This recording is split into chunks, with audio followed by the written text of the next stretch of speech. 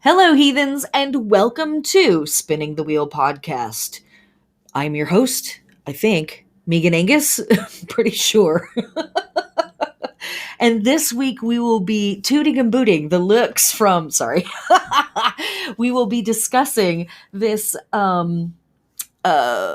luscious, juicy, badonkadonk dump truck of a full moon slash partial lunar eclipse in Taurus. And this is Samhain season, full moon in Taurus, lunar week 39 by some lunar calendars around the planet. All right, let's get into it. We have a lot to talk about. Surprise, surprise.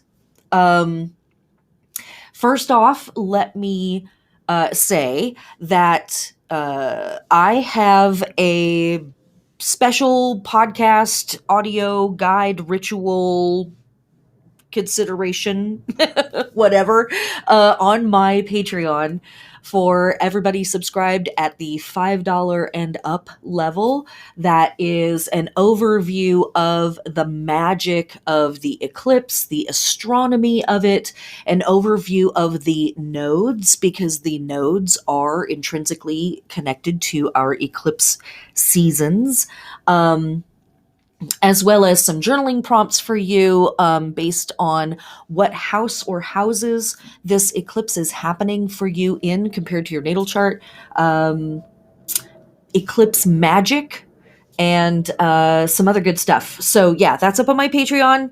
$5 and up. Enjoy. There's that. Okay, on with the podcast.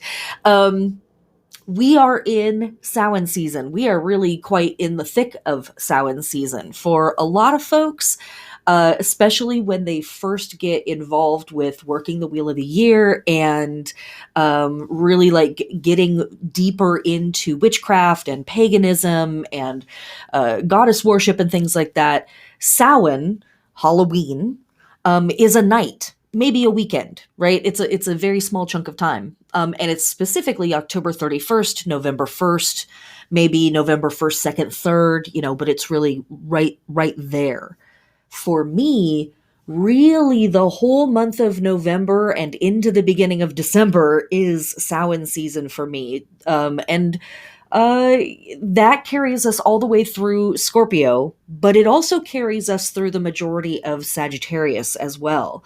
And there's an energy there. So, yeah, anyways, Samhain season really brings us into a conversation around the life, death, rebirth process, working with our ancestors, working with fate and divination, and asking for guidance and looking for the signs and all of that stuff, as well as, as we have talked about on the podcast quite a bit, watching the physical earth die in the northern hemisphere and really move away from being this incredibly abundant, verdant, luscious body that was just giving into a body that's like, I'm not really concerned with your physical well-being. Good luck out there, kid.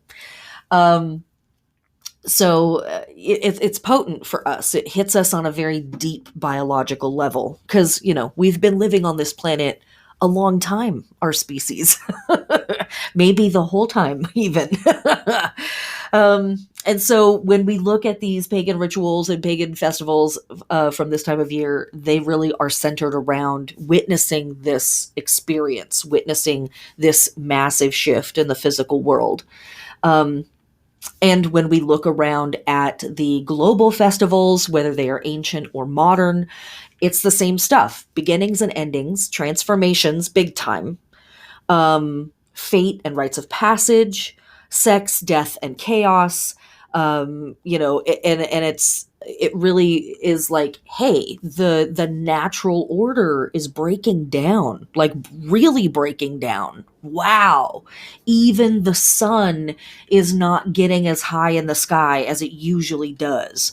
What is happening? What is going on? And all of our rituals and myths and holidays and festivals that we have connected to this time of year are really an attempt for us as a species to kind of grapple with and to try to make sense out of chaos that seems to be encroaching closer and closer to us here on the physical plane.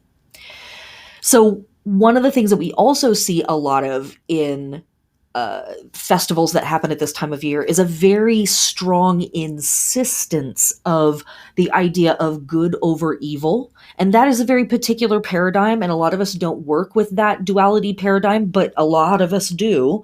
And so we want to be aware of that. But sort of the shifting on the spectrum of like things that are easy and seem to be in our benefit, shifting into things that are hard and seem to be apathetic to what would be in our benefit, or even are against or somehow working away from what would be in our benefit. And that wears on us psychologically, it wears on us emotionally. That's a lot of what is happening for folks, sort of, who experience seasonal affective disorder. It's literally the diminishing of the light makes it more and more difficult for their bodies to produce serotonin, which is sort of our give a shit chemical that our body produces this so that we'll wake up every day and give a shit. And it wears on us. And it's important to understand that because we are in a time for our species right now on this planet where there already is a whole bunch of stuff pressing on us and making it hard and making it a bummer. So we want to just like be dialed in with the fact that, as we move into fall and as we move towards winter, there already is a biological leaning here to peer long into the darkness. And that is extra, extra heightened by the times that we are living in right now. So be kind with yourself. I keep saying that every week, but I really want to stress it. November's astrology is tough, but life is tough. The astrology could be fantastic, and life on Earth is hard right now. So just really, truly be kind to the people that you love. Be kind to your neighbors. If you've got enough money to go out to dinner twice this week, go out to dinner once this week and absolutely buy dinner for the person on the corner once this week. Do it. And don't Instagram it. Don't tell anybody about it. Just do it because it needs to be done because that person is hungry, literally. Don't ask them if the food tastes good. Just hand them the food, say thanks, neighbor, have a great night, and make sure they got extra napkins and walk away. Unless you want to sit and eat dinner with them and have a conversation with them like you would any of your other neighbors. All right. Kind of going off the rails here. Surprise, surprise. All right. Let's actually get into the stuff. Okay. This is something that I usually say at the end, but I wanted to say it at the beginning this week because I really want to hone in on this. The lunar phases that we are moving through this week are starting in Taurus and we move through to Virgo. And this is really about embodying the current season on Earth.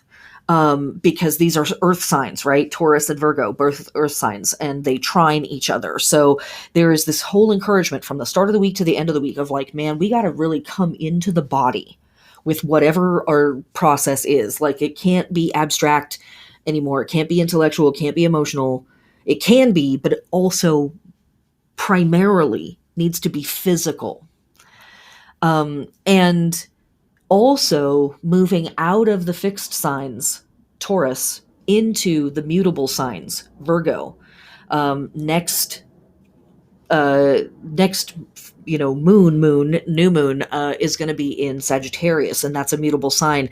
And so so Virgo is also saying, hey, we're about to move into the last month of fall as we move through Sagittarius season.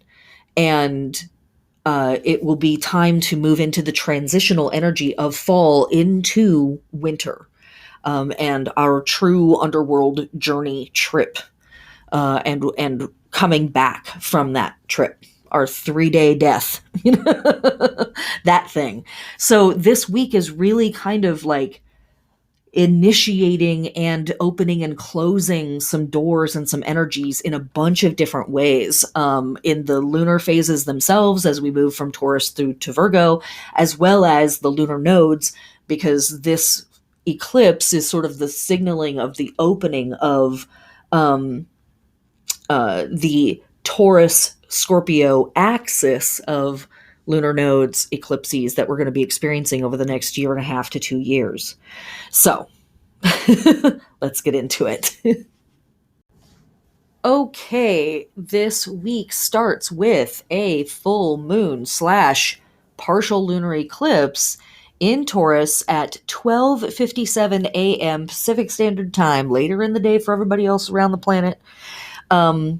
This is the longest lunar eclipse, partial lunar eclipse that we've had in like 600 years. The actual moment of the like deepest level of the eclipse will last for a few minutes, maybe a minute and a half to 2 minutes. But the entirety of the Earth shading the moon, it lasts like 6 hours or something like that in total. So you've got a long time to see something happening. But because it is a partial lunar eclipse, it's not going to be complete, obviously. Okay. So, as I said before, I have a podcast up, an extra podcast just for my patrons, that's talking about the magic of the eclipse itself, and how to work with this energy, and history around that and all of that stuff. But TLDR, I mean, I talk about this, but I talk about a lot more. Surprise, surprise. Working with an eclipse is kind of, some folks say yes, some folks say no. Some folks are like, absolutely, you've got the sun and moon in alignment, and then other folks are like, no, they're in opposition. People or like elements here are being occluded or shaded or shadowed in some way, blocked out.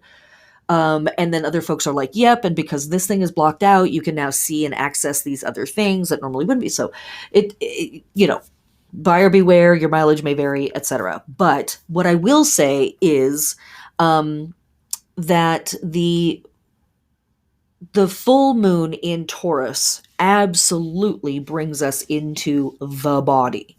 The moon is exalted in the sign of Taurus as well. And so the focus for this moon is the body, the body, the body, the body, the body, the physical plane. You might sleep through the entire thing. Great. Awesome. It might be a really fantastic night to do a spa night for yourself. It might be a night of eating delicious and decadent food.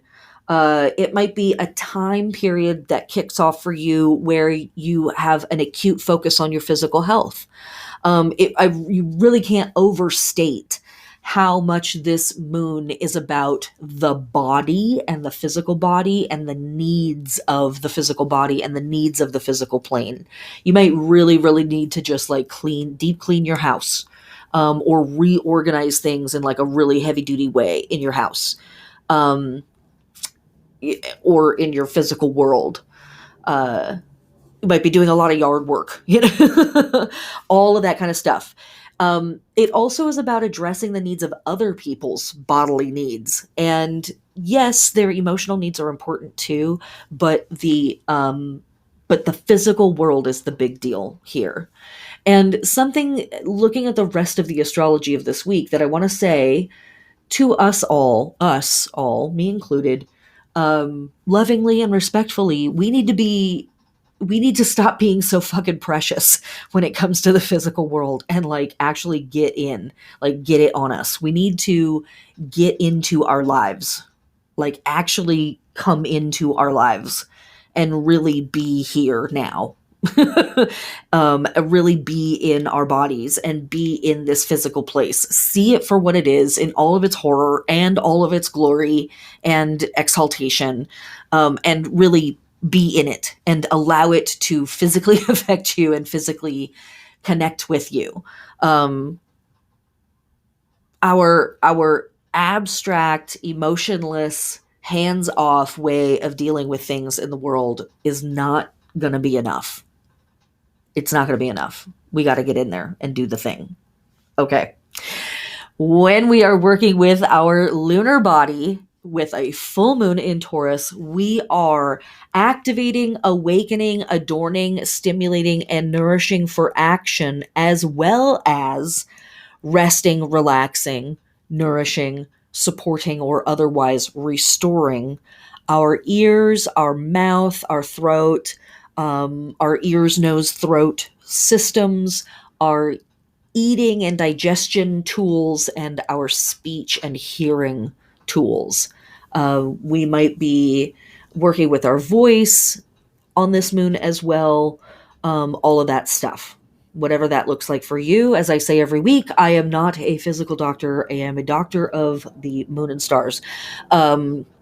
Please get with your trusted health advisor if you would like to integrate any of my information into your health care patterns. All right. For our plant body work with our full moon in Taurus, we are planting, transplanting, and grafting, especially to support above or below ground growth, really kind of all of the above because it's a full moon. And then a few hours later, the moon enters Gemini. And so we move very quickly from this super earthy, super physical world, physical body focused energy with this full moon partial lunar eclipse in Taurus into Gemini. And it's a little whiplash, so you might want to just like let it happen and then go to sleep and then later come back and be like, oh, it's in Gemini. Okay, let's do the Gemini energy now. You might want to save that Gemini energy moon work until a day later because you definitely have a couple days to work with it, but it does come on very quickly after the full moon / eclipse.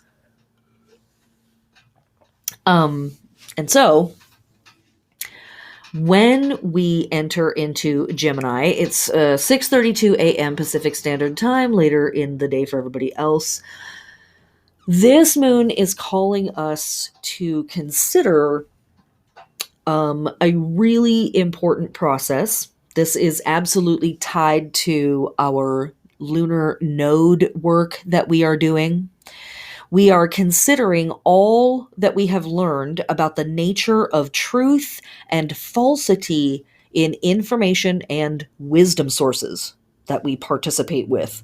This is a huge conversation, but it is one that is coming to a close in a fashion as the nodes move out of Gemini and Sagittarius and into Taurus and Scorpio. This waning Gemini moon is asking you to compare these different points of view on subjects and the sources those points of view originate from, and really consider what has been the impact on your life by choosing to believe or not believe in one piece of information or another. And wow, what a question to consider and what a conversation to have with yourself, especially when we consider what life has been like on Earth over the last 1.5 to 2 years, right? Holy moly, misinformation, disinformation, trusted information sources suddenly are revealed to be funded by this group or that group, et cetera, right?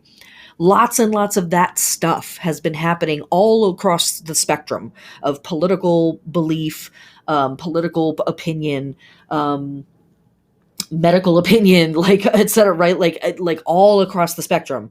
There's folks on the left, there's folks center, and there's folks on the right who all have really committed themselves to very specific sources of information and have also rejected very specific sources of information based on things that have come to light or based on things that they believe to be true, whether they are true or not. So consider that stuff, right? So there's half of the conversation here is considering, the impact on your life by choosing to,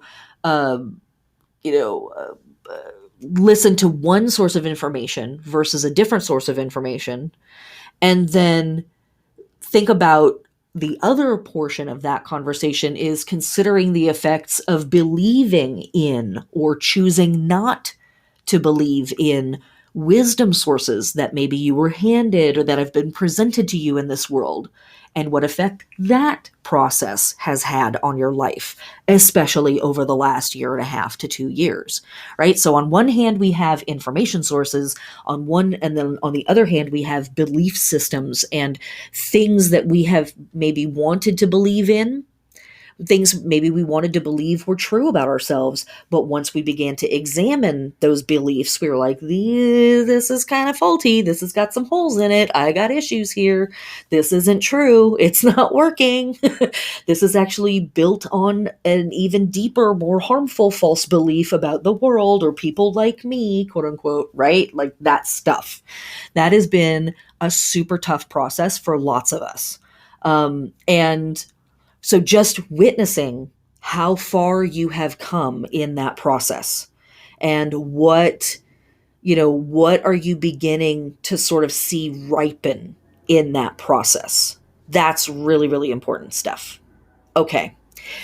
As we are working with our waning moon in Gemini for our lunar body, we are nourishing, relaxing, resting, supporting, or otherwise restoring our shoulders, our elbows, our wrists, our hands, and our arms. And for our plant body work, we maybe are doing some late fall harvesting. Maybe. We're definitely looking for pests. We're checking for disease on our plants. Maybe we're plowing and weeding outdoors. And this is all as well for below ground support, for the root support and all of that stuff. And we don't have any astrology of note for this day. I think we've had plenty with the moon, right? So kind of nice that the stars are like chill. So very quickly for our holy days on this day, we have Kartik Purnima happening for our Hindu friends and ancestors. This is a regional continuation or extension of Diwali or Deepavali festival time. That again is one of the 4 Hindu New Years. It's probably the most important / widely celebrated, probably. There's definitely another one that's also very important in the other half of the year, but this one's kind of a big deal too. So this is just a regional continuation of that stuff going on. And from our Thai friends and ancestors, we have Loy Krathong, and this is a festival of lights for the Mekong Ka, a river goddess, and the water spirits that are celebrated in Thai culture and Thai Buddhism. And so here again, we have another river goddess, another water goddess / river goddess being celebrated. We've had one of those basically every week throughout Samhain season, right? So something to that. Okay, let's move on to November 20th. All right, November 20th, we still have our waning moon hanging out in Gemini. That's important because for the astrology of this day, we have Mercury, the ruling planet of Gemini, in Scorpio, square Jupiter in Aquarius at 24 degrees. Oh, a square! Actually, this is a really fortunate transit for the most part, if we can wrangle ourselves. That's always the thing when it comes to a Jupiter transit, right? It's like, can I contain it? Can I deal with myself? But yeah, generally speaking, this is a fortunate transit. This is a great day for making big plans, setting long range goals, looking at the big picture, because we feel super optimistic and we can kind of see the hope. We can kind of feel the hope and the potential in a situation. It's easier to see the big picture on this day, potentially. We might be inclined to think in more like ideal or abstract terms, especially with Jupiter being in Aquarius, but our foresight is really sharp. So yeah, I'm looking at the big picture, but I'm actually seeing a lot of the details of the big picture and how all of those things fit together. If there is a negative side to this, or hard side, as I said, it's really about wrangling ourselves when it comes to Jupiter. And so it can manifest as like being too sloppy, being too arrogant in our thinking, like over assuming kind of a thing, overlooking really important details, or being unwilling to slow down and correct problems at the beginning. There can be a lot of like, oh, I'll figure that out later. And it's actually potentially even more magically potent, like when the problem comes up, to take the time to fix the problem under this transit rather than to assume later I can fix it and not worry about it. Like utilizing this transit to correct problems can be even more powerful than just planning for the future.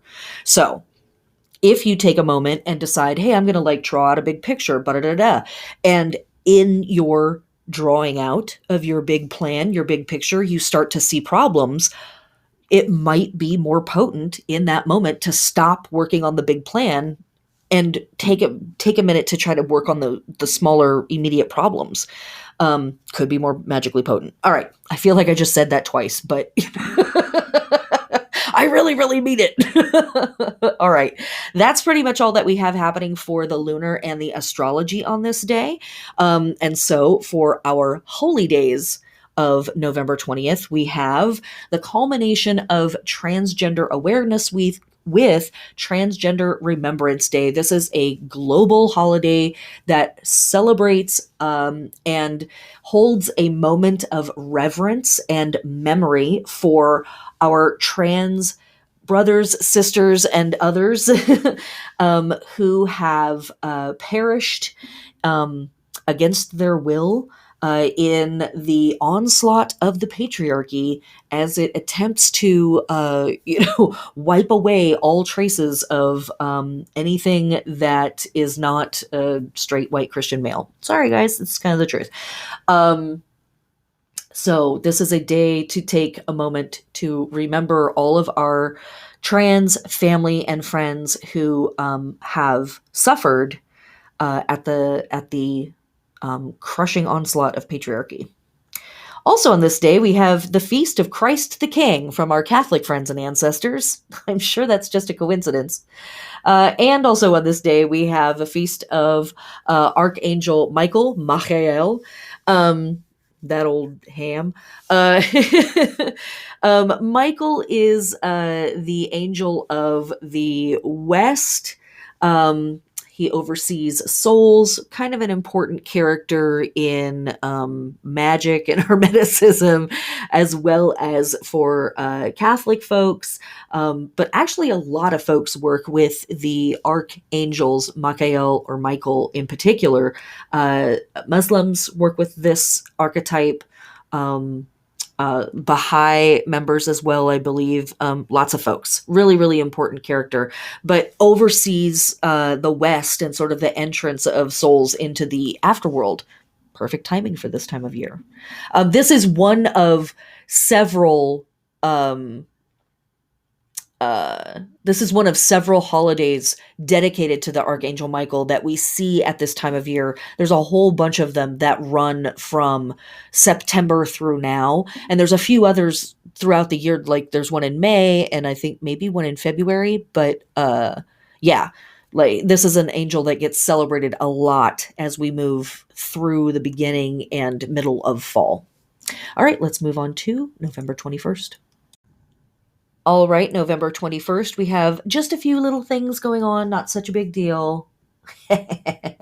First off, we still have our waning moon hanging out in Gemini for the majority of the day, pretty much all of the rest of the day for nearly everybody around the planet.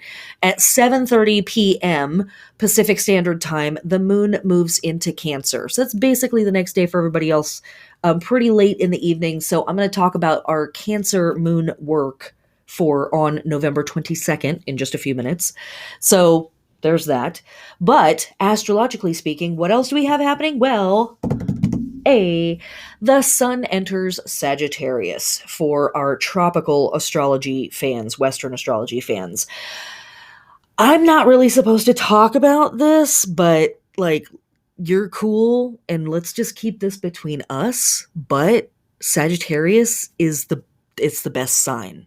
I know we're not supposed to say that there's a best one, but there is, and it's Sagittarius.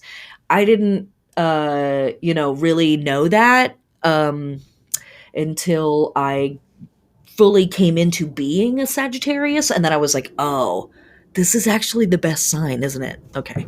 Just, forewarned is forearmed. Now you know I'm super biased. I love being a Sagittarius. When the sun is in Sag, it's going to be in Sagittarius for everyone in various houses, obviously.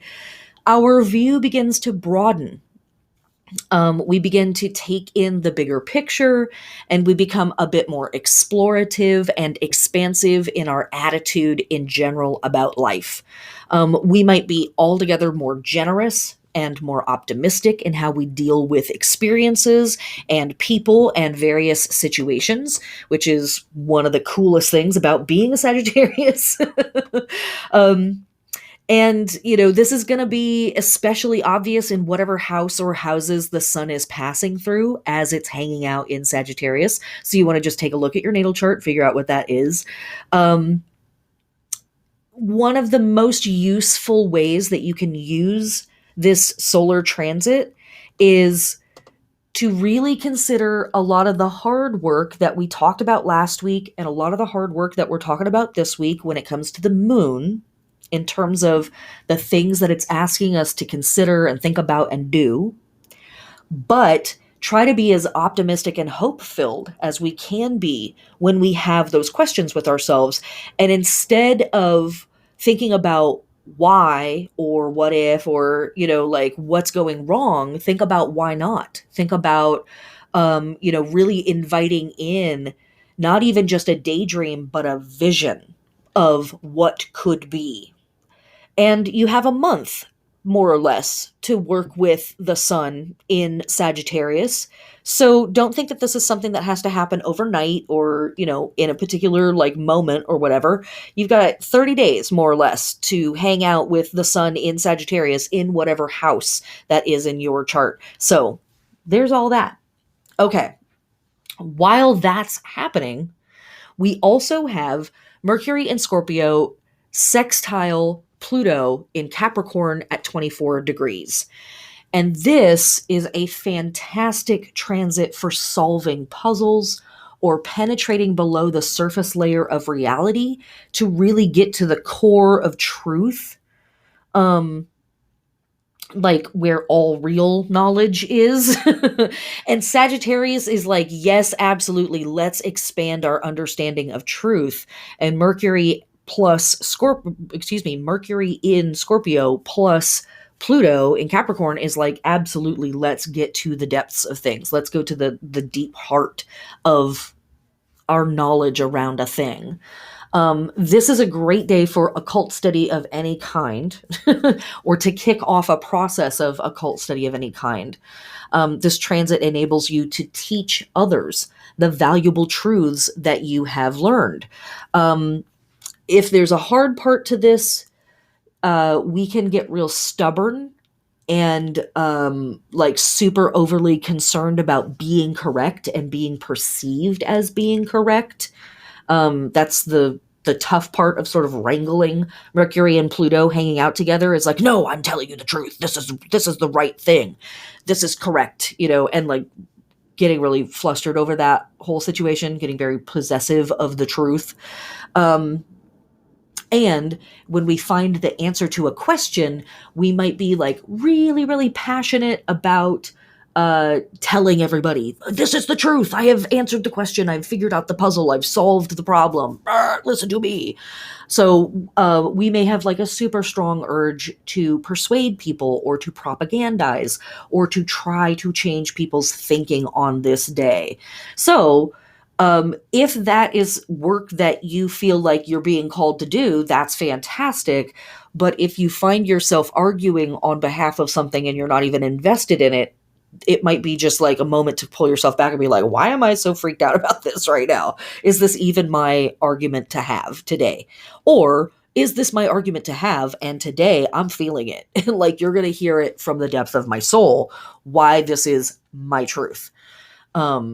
That stuff. So there's our lunar and there's our astrology for this day. Let's now get into the holy days of November 21st.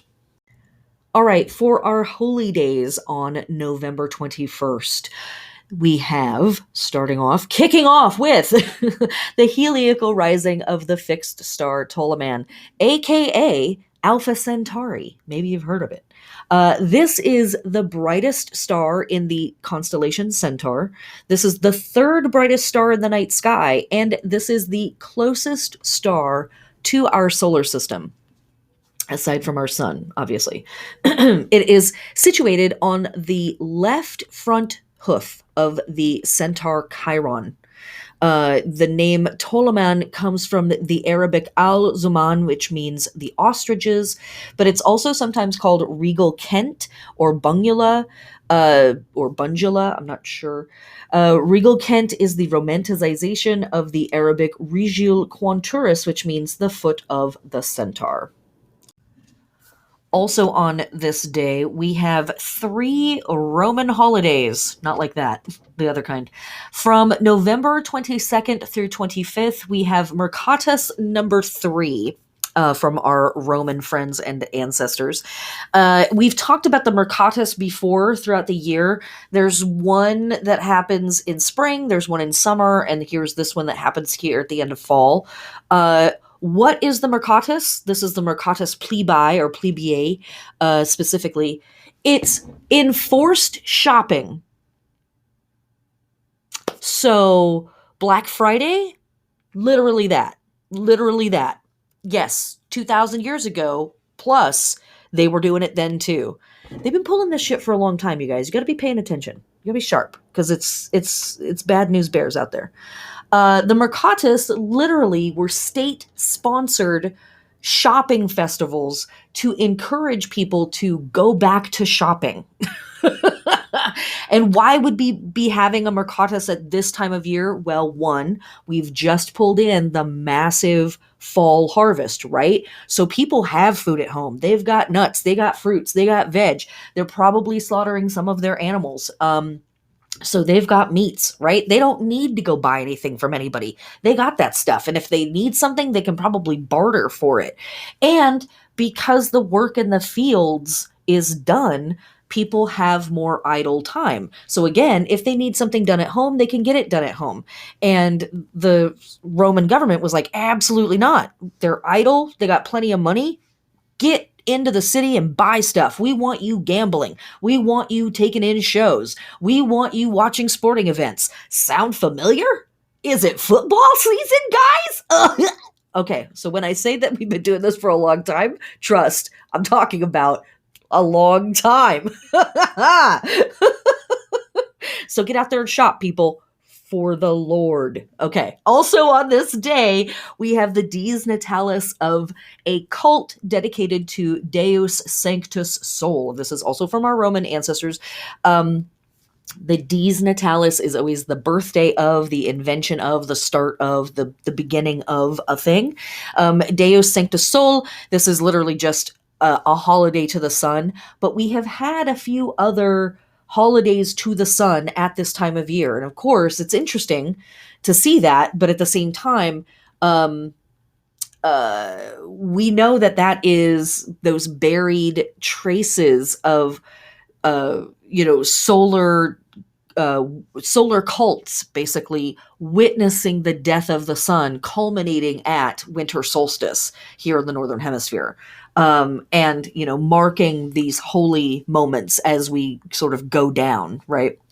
Also on this day, we have New Year from Roman Syria. And we've already got New Year's stuff happening this week throughout the Northern Hemisphere. So this is a whole season of New Year festivals from September all the way through November. All right, that's everything. Let's move on to November 22nd. All right, November 22nd, we have our waning moon entering Cancer.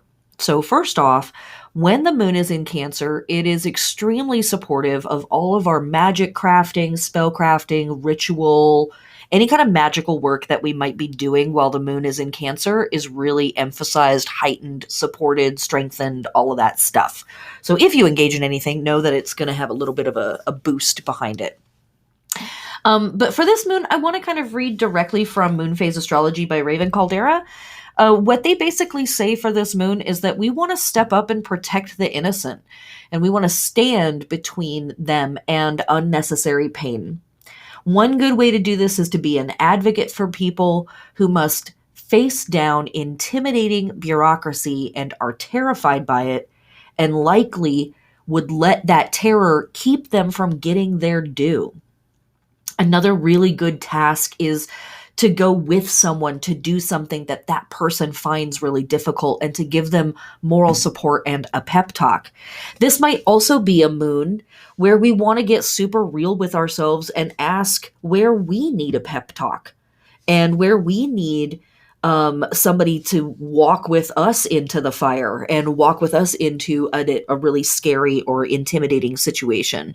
And, are we letting our people know that? Are we letting our people support us in this place where we're scared, where we're intimidated, where we're really exhausted and freaked out at the same time? So, we could find ourselves on either side of this moon. It might be just a really great moon to do spell crafting, ritual work, or magic on behalf of the downtrodden, the less fortunate, people that are really up against a wall when it comes to dealing with bureaucracy and the establishment. But please, I stress, do not only do spell crafting if you have the means to also help in the physical world. Not that it's more, obviously. Not that it's better, but it's different and it's real help in a very real sense. Like a spell on behalf of somebody is really important. A sandwich on behalf of somebody is also really important. You get me? Okay. Again, we're moving from Taurus to Virgo in this week, so it's about put up or shut up. It really is about, are we walking the walk, not just talking the talk? Are we embodying the thing? Are we physically doing it in the physical world to whatever extent we can? That's the part where we don't want to beat ourselves up. And I'm taking a moment to talk about this here in the Cancer moon because it's the Cancer moon, so we could really get in our feels around this conversation. We could really get into our emotional state around this conversation. And it's important to say to ourselves, I feel frustrated here, or I'm sad, or I'm whatever, but I'm also going to try to make something happen on the physical plane. I'm going to try to make a difference here. For our lunar body work, we are resting, relaxing, nourishing, supporting, or otherwise resting our chest, our breasts, and our lungs. And for our plant body work, we are planting, transplanting, or grafting for below ground or root support. Okay, and there's no astrology for November 22nd of note, so we're going to move right on to the holy days of November 22nd. All right, that brings us to the holy days of November 22nd, of which there are a few. Now, remember, we have just stepped into Sagittarius season as far as tropical astrology is going. When we look at our fixed stars, we are still dealing with a few fixed stars at the end of Libra. We're dealing with lots of stars in Scorpio, but we are also starting to see fixed stars in the constellation of Centaur, Ophiuchus, and we will begin to start to see some fixed stars in the very edges of Sagittarius here in a few days or weeks as well. But it's really this portion of the sky. Okay, so that brings us to our first festival of this day. From our Norse and Teutonic friends and ancestors, we have the festival of Wayland. Now, Wayland's story is told very clearly in a lot of Old Norse sources, like the Poetic Eddas. Wayland is a smith who is enslaved by a king. He takes revenge by killing the king's sons and then escapes by crafting a winged cloak and flying away. Remember last week we had something about a Zeus oriented holiday that had something to do with a sheepskin and a magical way of traveling and something. Yeah. Okay. A number of other visual and textual sources clearly allude to similar stories. And so what Wayland to me kind of represents when we really dig into his Eddas and the poems that speak about him and his skills is, again, Sagittarius biased, I realize, but I'm saying. When we are moving through Aries, and I will make this make sense here in a minute. Give me a second. When we are moving through Aries season and when we are dealing with Aries energy, magically, we are dealing with a fire in the mind. It is a fire that gives us a vision, right? We are inspired to head off in a particular direction, to forge a trail, that sort of thing. As we progress with that fire energy, it moves down into the body. And when we come into Leo season and we come into working with Leo type energy, that fire of the mind has now become a fire of the heart. And we really begin to embody the thing. We really begin to feel it on a deep personal level. We identify with it. It's not just a concept that we're sort of, enraptured with, but we really become rapture. Like we really live it. But then we move into Sagittarius season, right? And that fire moves even further down into the depths of the body. Sagittarius energy, Sagittarius the sign, I should say, rules the thighs. And so we're bringing that fire of the mind down into the fire of the heart and now into the fire of the deepest, biggest muscles and longest bones of the body.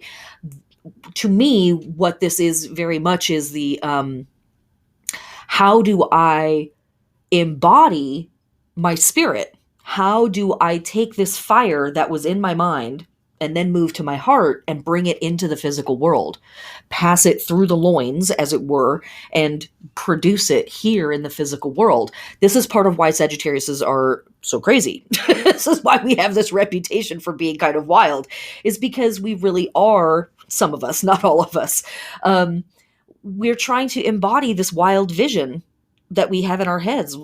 It's a very why not kind of attitude, right? Why not? Why not be this thing? Why not literally live this truth physically here in the real world?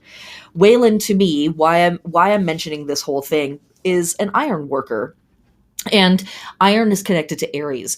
And yet Wayland is showing in his myth, this whole process of being brought to heel by a king, and then ultimately taking his revenge using his own skills, using his own power.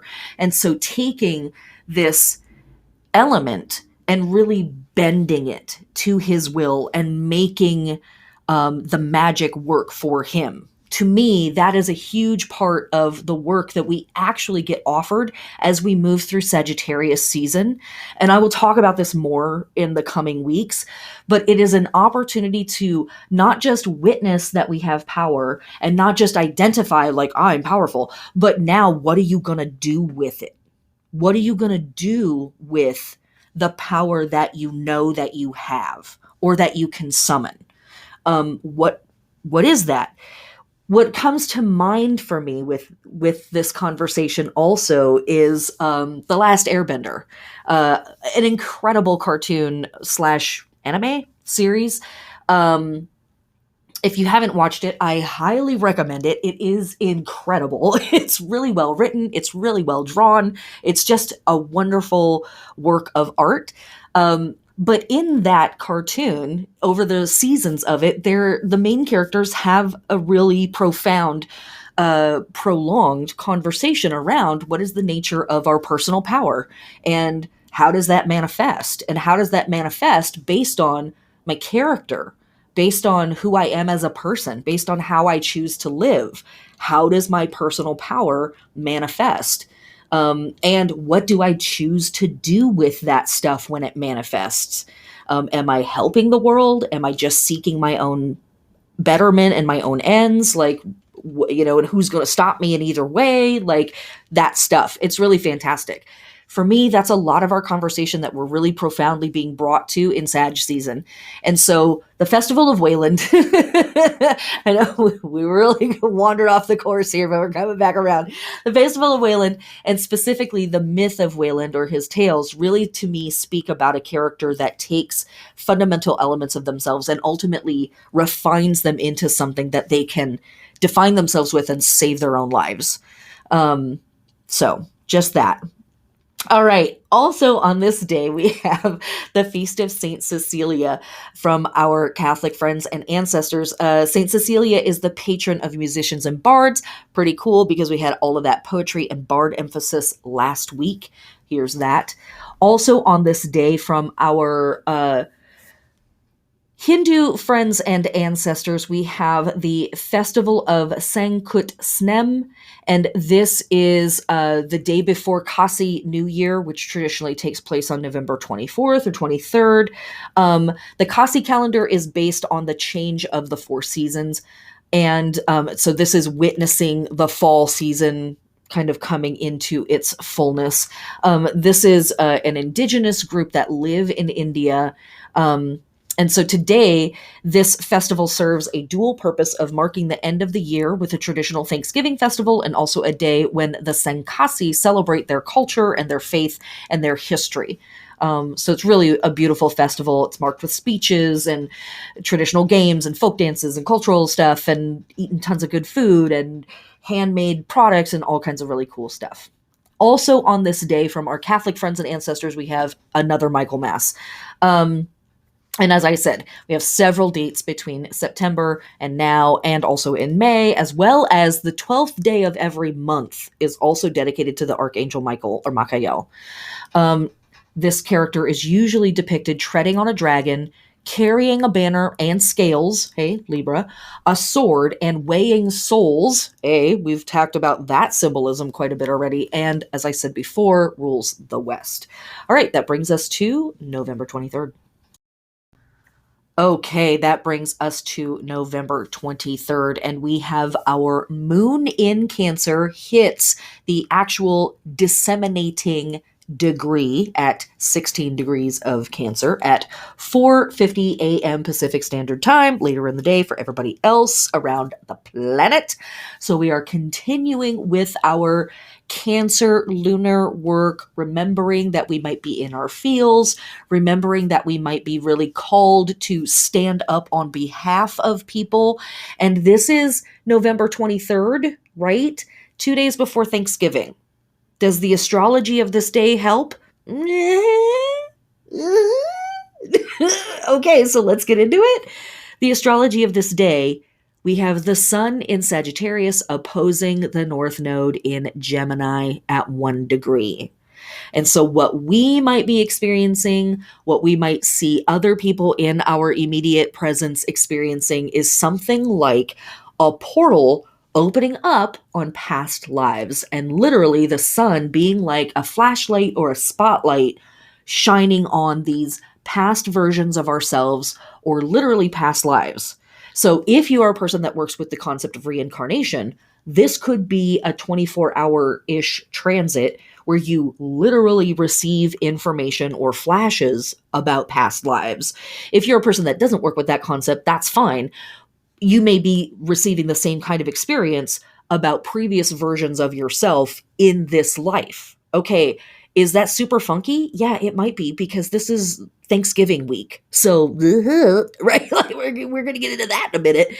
But it's also Trans Awareness Week and Trans Remembrance Day culminating in this week as well. So how many crappy family members are going to dead name somebody? You know, like that's fully where that kind of astrology points. Or this is something that I read on the internet. I don't know if you guys dabble in the internet, but it was a meme. I wish I could remember who wrote this, but they said that when you are dealing with people, they were, I think, specifically referring to family members, but friends as well. If when you're dealing with folks who will only refer to you as your past self, or they keep bringing up that one time from the past or whatever, it's because that's the last time they felt like they had some kind of control over you. And I was like, oh my God.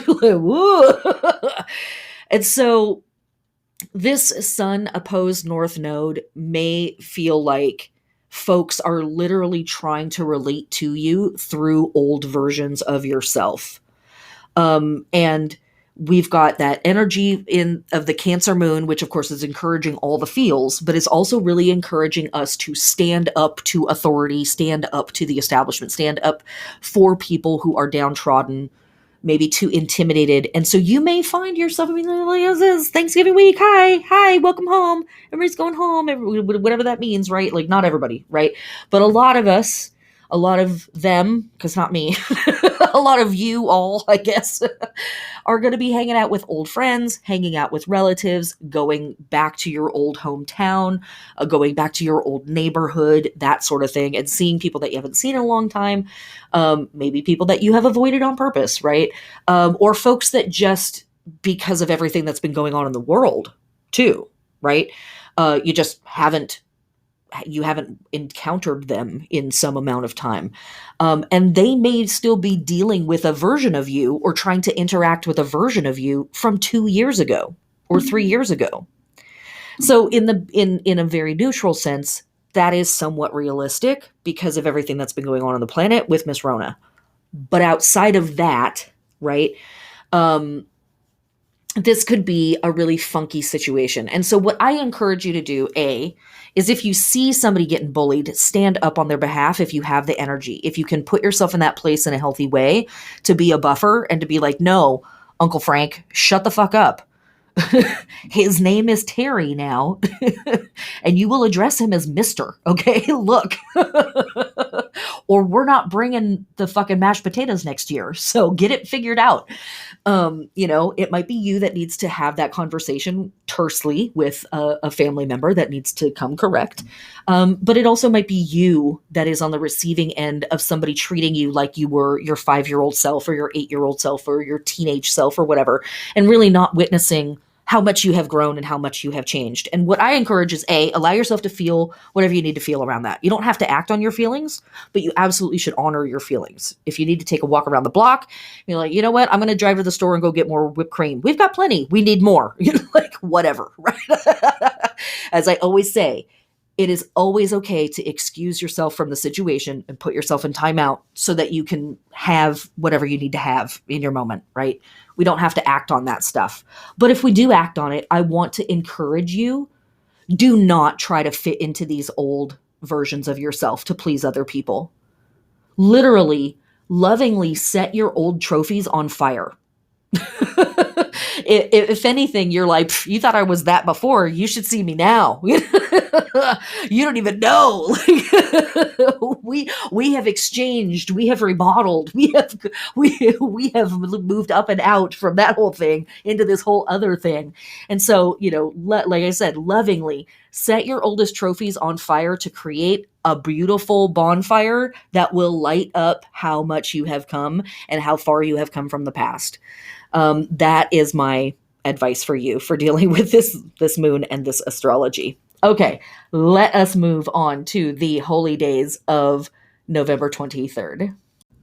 All right, holy days for November 23rd. Approximately at this time of year, we have from our Hopi friends and ancestors the incredibly beautiful 16-day festival of Wu Wu Chim. This happens for 16 days somewhere in the month of November. So it's potentially happening at this time of year, no matter what.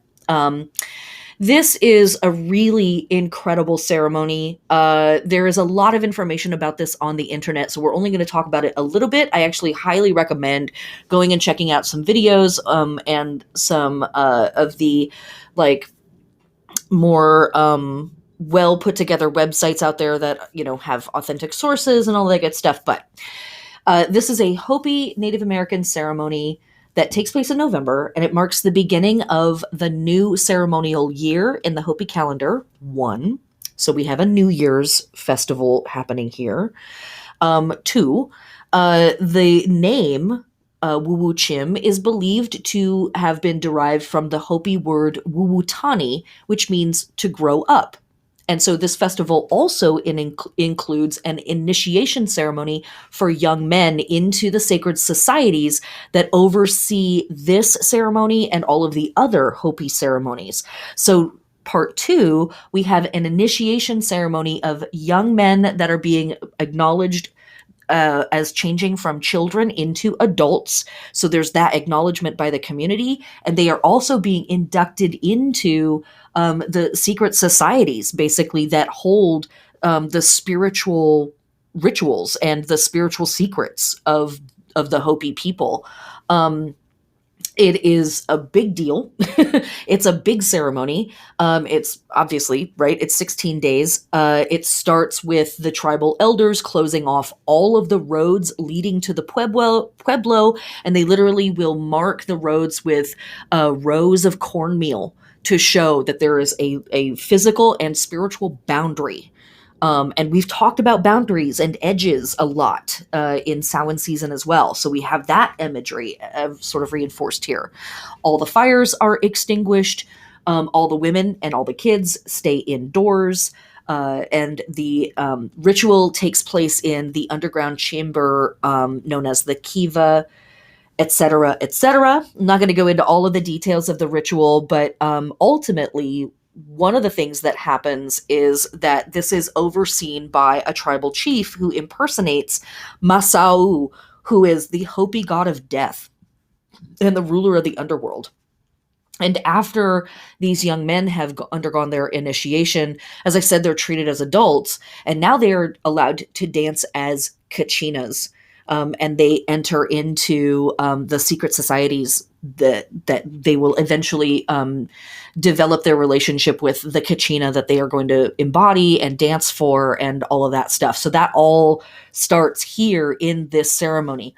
New Year's ceremony, death ceremony, occult teachings, spiritual religious teachings ceremony, and initiatory rite of passage ceremony, as these young men are now acknowledged as adults in their community going forward.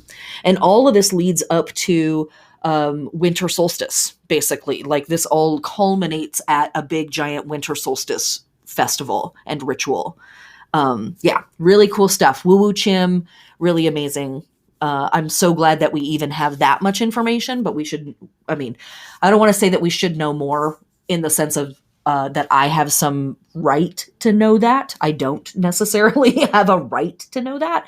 But I mean to say that the Hopi should have never been persecuted in the first place. So they should have been able to keep their magical knowing and their religious knowing and rituals sovereign. Okay. I could go on, but I'm not gonna.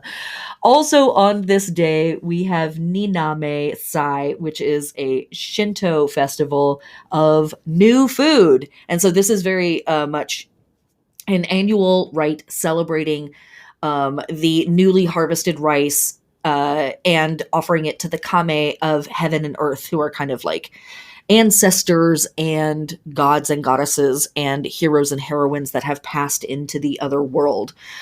This is often celebrated in conjunction with another Shinto festival called Akimatsuri, which we talked about back in September, which sort of breaks open the fall season. Also on this day, from our Norse and Teutonic friends and ancestors, we have the Feast of Ullr. This deity's name is also pronounced Ulder, and so yes, it is absolutely connected to the tree Elder. But Ullr is also connected to the tree Yew. Ullr was, or is, an archer, a wizard, and was known for his incredibly magical transportation, skis, which people were like, this motherfucker just slides across the snow. What is going on? How did he do it? At one point in one of his myths, he's actually asked to take the place of Odin and sort of be the like head wizard in charge while Odin is off doing his Yggdrasil act. Um, but the connection between Uller and yew is very interesting because yew trees were used as arrows because they're naturally poisonous. And this character is an archer, so there's something there as well. Hey, wait a minute. Sagittarius, isn't that the archer? There's something about glory, and there's something about really being like a wizard who can come to help with the myths of Uller. We will talk more about this character as we get closer to Yule. All right, that's everything for November 23rd. Let's move on to November 24th. All right, November 24th, our waning moon enters Leo. And so some of our process around understanding where we stand in a place of leadership in our lives is coming to fruition or ripeness now. Now, let me pause here and say that again, or like reiterate some stuff here. All of us are leaders somewhere in our lives. All of us are looked to for guidance, for our opinion, for for what it is that we model in the world by somebody. And this is a moment to kind of recognize that and to recognize like how far you have come in that conversation with yourself of, yes, I do influence people somewhere. People look to me for answers in some way. Here's where they don't, but here's where they do. And so this moon is really asking us to model for our people what right living looks like. As much as this moon is about embodying an idea and physically representing that idea or process, because we've talked about that already, right? Moving from Taurus to Virgo, very much about being here in the earthly plane. And so as much as this moon is also about embodying the process, this moon is also absolutely about our character. And so, as I said before, we're really kind of getting this challenge in this week of, are we talking the talk or are we walking the walk? Like, what are we doing? Are we, going off on social media about like, if my family member ever said some shit to my family, you know what I would, and then we actually get to the turkey dinner and grandpa so-and-so is going off about Trump should have won and this and that. And we're just sitting there rolling our eyes, but we're not actually willing to, right? Okay. And again, each one of us have our own capacity for that. Each one of us have our time when that kind of behavior is healthy to engage in and not healthy to engage in. So I'm not saying that you need to be, all blazing glory of righteousness at all times, 24/7. No, none of us need to do that ever.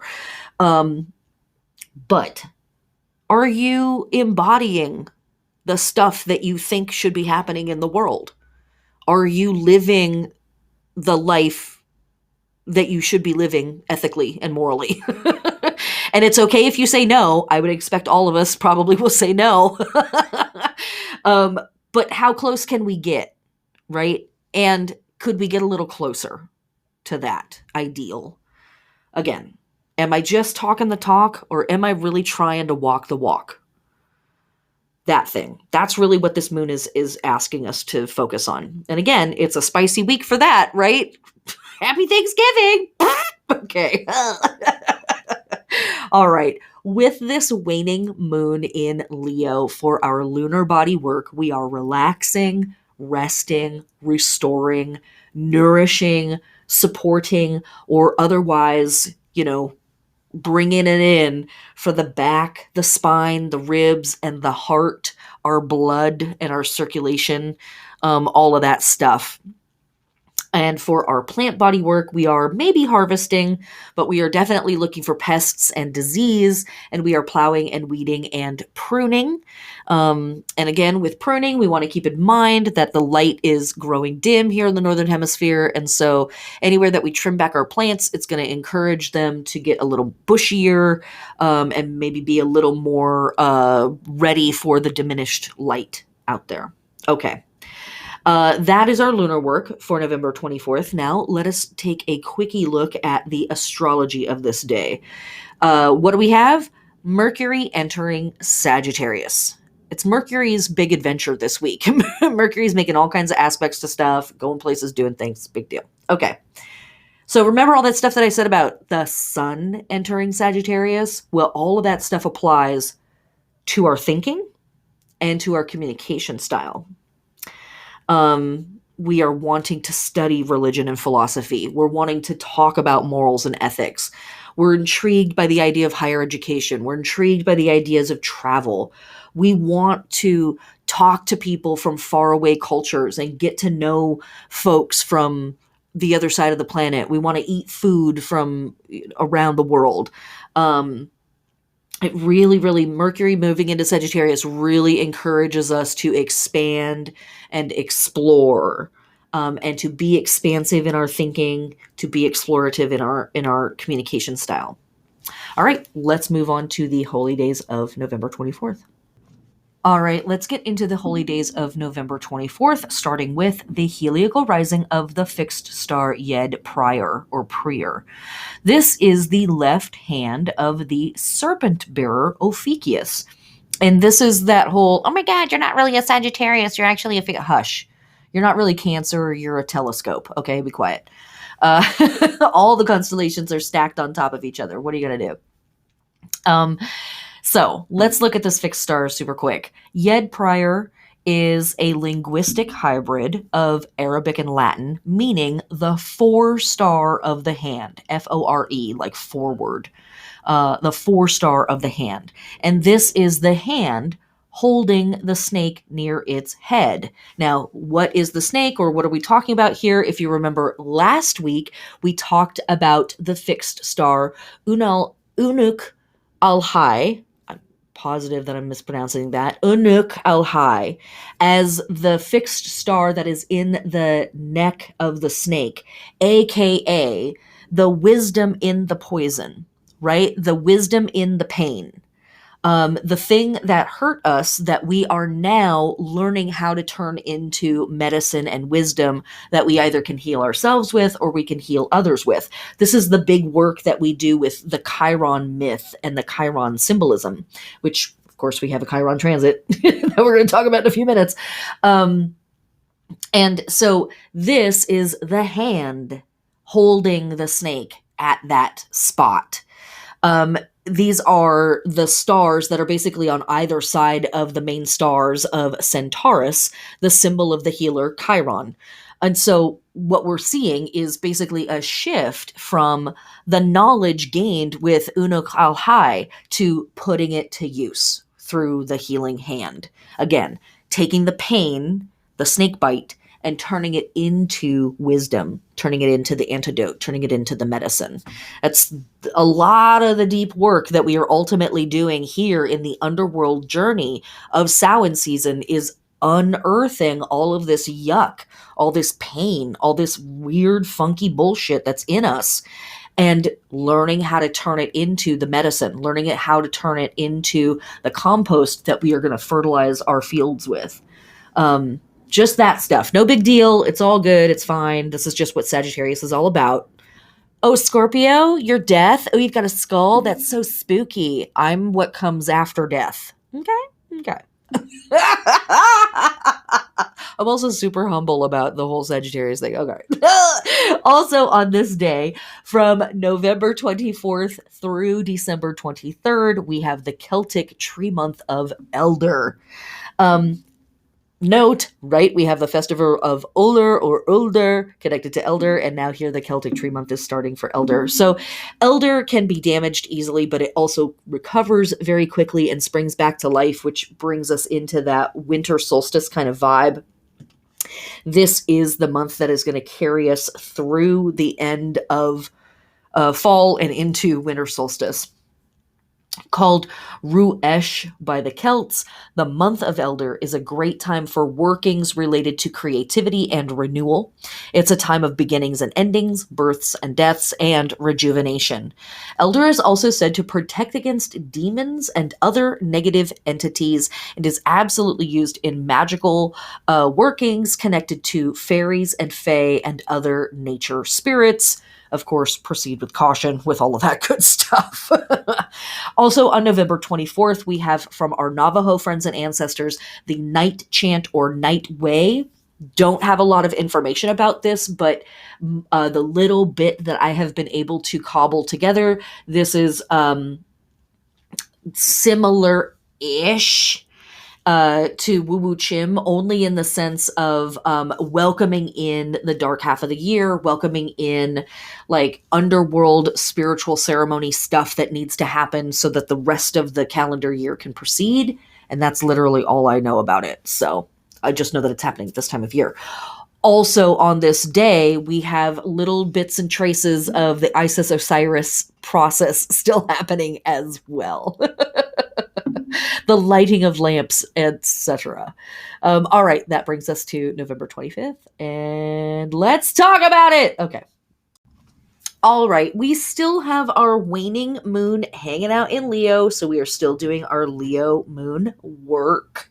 So let us move on to the astrology of November 25th, wherein we find Mercury in Sagittarius is now opposing the North Node in Gemini at 1 degree.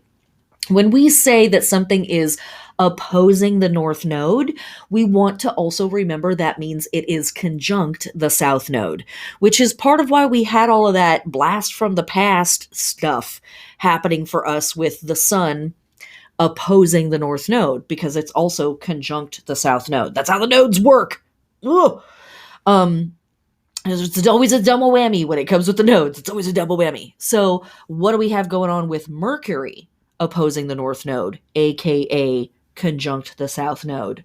Well, this can manifest in a few different ways. One, it can manifest as feeling like you are either way behind the times or way ahead of the times.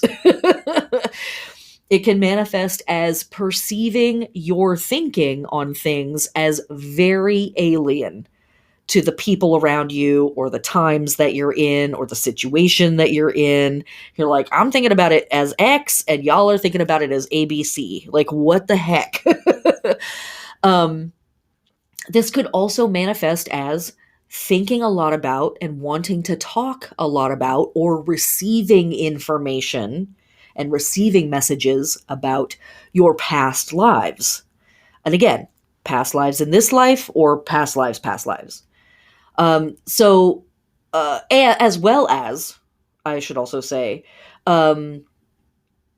thinking about being done with the past and thinking a lot about being done with paradigms that were built in the past and like feeling very over that.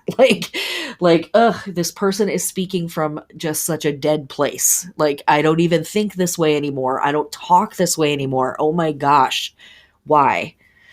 So let me say that meditation could really, really help with this transit in particular and all week. As I say many times, it is always okay to put yourself in timeout and go think your thoughts and feel your feelings. We do not need to act on those things. If we don't need to, we don't have to, right? But it is totally right and good to let yourself think some of that stuff. Like, I just need to say this in my head. Like, I'm thinking this, like I might not even agree with myself later, but right now I'm thinking this. It's important to like let that stuff come up to the surface. We don't have to act on it, but we do need to be authentic with ourselves. So this could be a frustrating day in that way. Just saying it. All right. Let me move on directly to our fixed stars and our holy days of this day, because that's really all I have to say about the astrology. So on this day, we have the heliacal risings of the fixed stars, Zuban al-Akrab and Dshuba. And these are both right on the head of the scorpion. I think maybe at one point this was part of the Libra constellation, but it is very like squarely part of the Scorpio constellation now. And it's funny because nearly all of the stars that are connected to the constellation of Scorpio in terms of fixed star astrology are thought of as like bad. They're thought of as bad luck, a bad omen, bad sign, bad stuff. But the stars that are affiliated with the head of the Scorpion are all considered to be more or less like really beneficial, blessed, all that stuff. So, Zubin al Akrab. This is, as I said, the head of the scorpion. The traditional name Akrab comes from the Arabic Akrab, which means the scorpion. For the whole constellation, this also was part of the clause as at one point, and so yes, this is where I'm like, maybe this was a star that was included in Libra at some point, but basically, this is the head of the crab. And then Deshuba, also fixed star. This is the right claw, or has been the right claw, but it's also the crown of the scorpion. And so again, it's one of those like, could be a claw, but it's probably the head, all of that stuff. The word Jabat, which is where folks think Deshuba ultimately comes from, it's an Arabic word. Jabat means the forehead. And so at one point, the constellation, or this star was called Iklil al-Akrab, which means the crown of the scorpion. So there you go. However, another name for this fixed star is Isidis, which probably comes from the Egyptian Isis. And so it very much makes sense that we see a lot of the Isis processions and Isis veneration holidays happening around this day, if in fact this constellation or this piece of the constellation was connected to that goddess. Also on this day, we have the feast, another feast, I should say, dedicated to the Yoruba / Santeria goddess Oya. We've had a few different holidays throughout the year dedicated to Oya, and here is another one. Oya is connected to winds, lightning, violent storms, death, and rebirth. She is similar to the Haitian god Maman Brigitte, or goddess, I should say, Maman Brigitte, who is syncretized with the Catholic Saint Bridget, as well as the Celtic Bridget. In Yoruba, the name Oya is coined from Oya, which means she tore. She was the mother of 9, or that's another name that she is referred to as because of 9 children that she gave birth to, and all of them were stillborn. And so she not only represents barrenness, which is very much a crone energy and a crone archetype at this time, the mother of death in a sense, in that way. But also she is the patron of the Niger River. And so here again, we have another river goddess, another water goddess, also known for winds, lightning, and violent storms, but again, also death and rebirth. So lots of reiteration on this symbolism over and over and over again.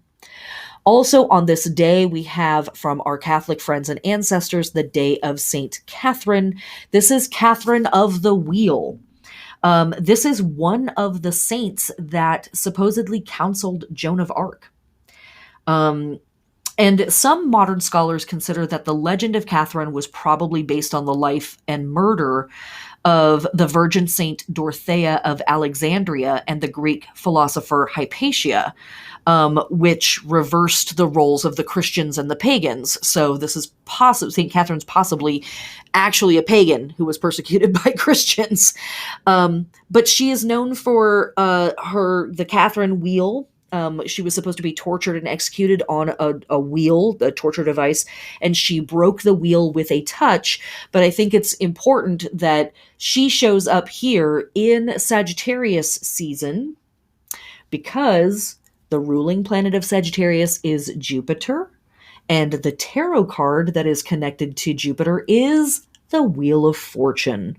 I'm sure it's just a coincidence, as we like to say here on the podcast. Also here on 25th of Nov, we have Thanksgiving. I'm not giving any thanks. Lots of people are not giving any thanks. And there are lots of things that sometimes we are required to do on this holiday. So, goddess bless all of those who are required to go and hang out with family that we otherwise might not want to be with, to go eat food and engage in activities that we otherwise might not want to do. Goddess bless all of those poor souls that are required to go and work on this day, who might want to actually stay home with their family. Um, there are lots of different ways to recognize the urge for want of a ritual or a festival or a holiday moment, and at the same time recognizing the very foul nature of this particular holiday, right? So we can have a day of reverence. This could be a day where you educate yourself on land back experience, or not experiences, but land back movements that are happening around the country. Who originally took care of the land that you live on currently is a very respectful and awesome way of working with this energy. If you still want to have a dinner, that's fine. Maybe, do some observations during the day, do some community work during the day, do some educational work during the day, and then have your friends and family over for dinner later in the day or at night. Take time at your dinner to talk about Native American issues and indigenous issues and rights and political stuff. It is uncomfortable, and that's that is the poison, that is the medicine. That's the thing that hurts and heals at the same time. That is exactly our Chiron energy. That's exactly the fixed star and the neck of the snake. That's that thing that we've been talking about for weeks. As we move through the underworld journey, we get boatloads of ample, plentiful, juicy dump truck opportunities of, wow, that hurts. Oh my gosh, that doesn't fit anymore. Whoa, that's super uncomfortable. Yikes, that's not good. And what are we going to do about it? What are we going to do about it? Even if this is yucky, can I still love you? Even if this is super gross, can we talk about it and I can still trust you? Can we do that? Remember last week when I was asking you to be brave? Well, we have to be brave for the rest of our lives. So I just wanted to ease you in as if we were just going to do it for the 1 week. But turns out. Let's move on to November 26th before this gets any worse. All right, November 26th, we still have our waning moon hanging out in Leo, so we're still doing our Leo moon work there. We have no holy days for November 26th, which is pretty cool. So if you would like a day off by yourself, enjoy. There are no gods or goddesses calling on you that I know of on this day. So let's talk about the astrology of this day, because it's pretty hefty and cool at the same time. We've had a lot of work in this month asking us to examine our pain and to turn it into something, right? And examining our pain is difficult work. Then being asked to utilize that and turn it into something valuable that we can use, that other people can learn from and use. That's a lot. That's a lot. Sometimes all we can do is just feed ourselves and take a shower, right? Process things, get out of here. It's too much. So we have a really cool astrological aspect happening that I think is really here to show up in the midst of all of this ooky spooky work and go, hey, no, really, we're going to make something out of this and it's going to be incredible. You just got to have some patience. So what is this mega hype, right? Okay. We have Saturn in Aquarius sextiling Chiron retrograde in Aries at 8 degrees. Now, this is cool because Chiron carries a lot of the deeper energy of Sagittarius, namely being a teacher and a healer. And that thing that I was talking about before of learning how to bend your will, learning how to make your magic actually happen in the world, and having a real conversation with yourself about, what am I doing with my power? What am I doing? And as I also said last week, um, it is much, much harder to heal things than it is to kill stuff, right? We've had that conversation. Okay. So this transit between Saturn and Chiron is really special in this way. This transit is also special because of Chiron's wild orbit. We don't get this transit very often, and this part is also really important. Since late 2020, just at the same time as the Jupiter-Saturn Great Conjunction, Saturn also came into sextile aspect with Chiron and has been going back and forth over these degrees all year. With the Saturn retrograde, with Chiron's retrograde, they've been going in and out of this sextile aspect all year long. We haven't had a cluster of these Saturn Chiron sextiles since 1973. Hey Gen X, what's up? Your girl was born in 1973. Yeah, I'll admit it. Admit it? I'm warning you. That's what's up. And we're not going to have another cluster of these Saturn Chiron sextiles until 2035. So it's kind of a big deal that we get to work with this astrology. So what are we doing with it? Well, when Saturn and Chiron connect, especially under this sextile energy, which is very much they're on the same page, they see eye to eye, they want to work together, they figure out how to integrate their specific skill sets into one cohesive tool. We can integrate with our needs for tradition, convention, and stability, with our needs to follow our inner code and to heal ourselves emotionally. Just that. I'll say it again.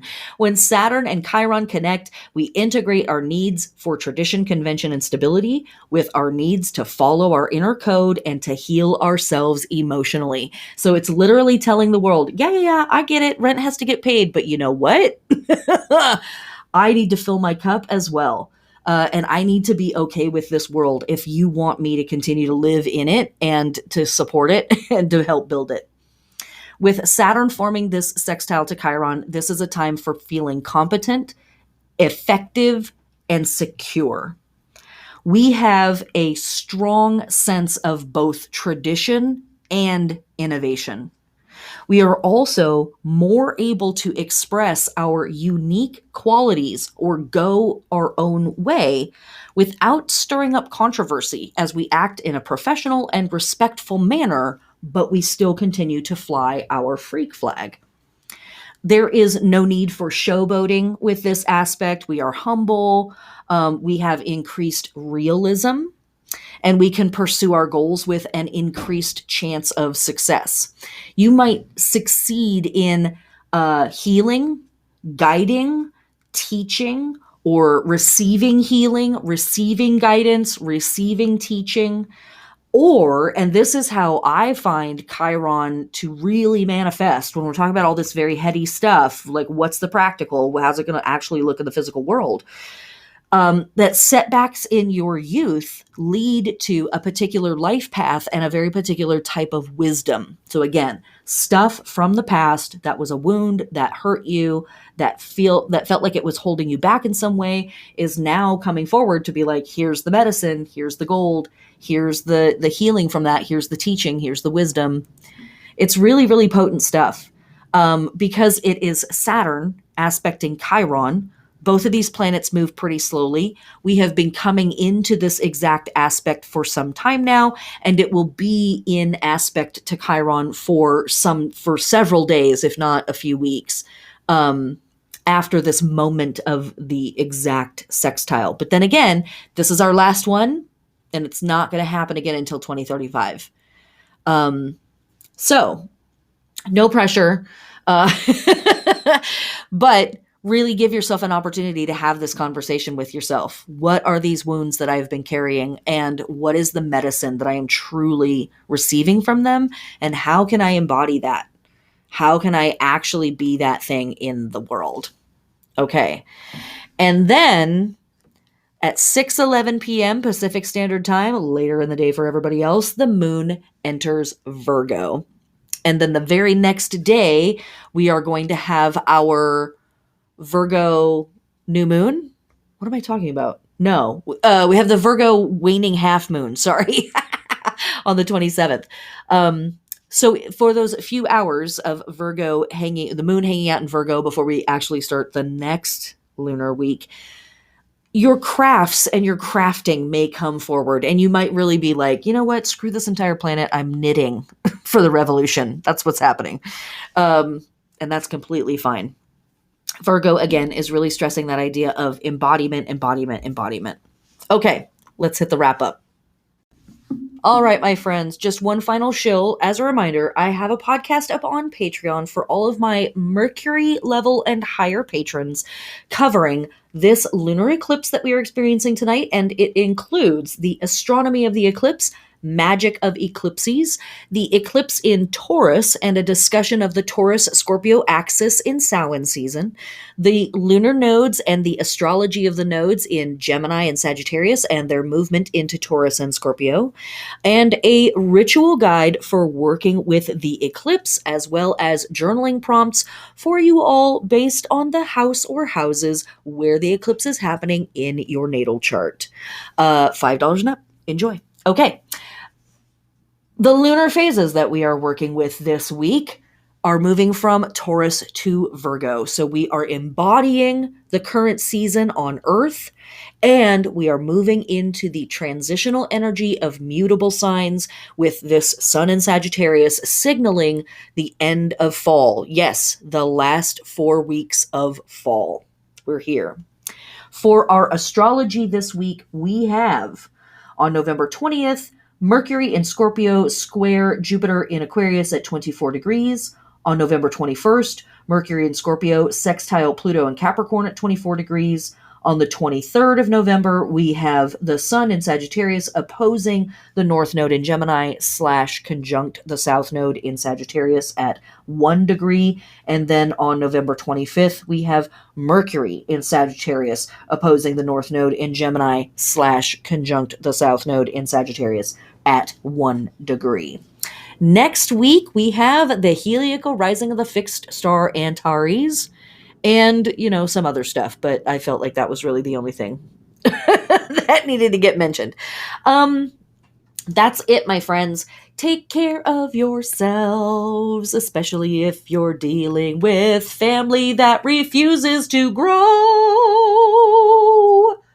Remember, you always, always, always have the right to put yourself in time out. It doesn't matter if anybody else understands or if it's convenient for them. Get over it, Uncle Frank. Have extra gravy. I'm putting myself in time out. Oh, blessed be, heathens. I love you so much. Take care of yourselves. Drink lots of water. Go for a walk if you need to. Breathe. And make sure you do some meditation this week. Blessed be. Bye for now.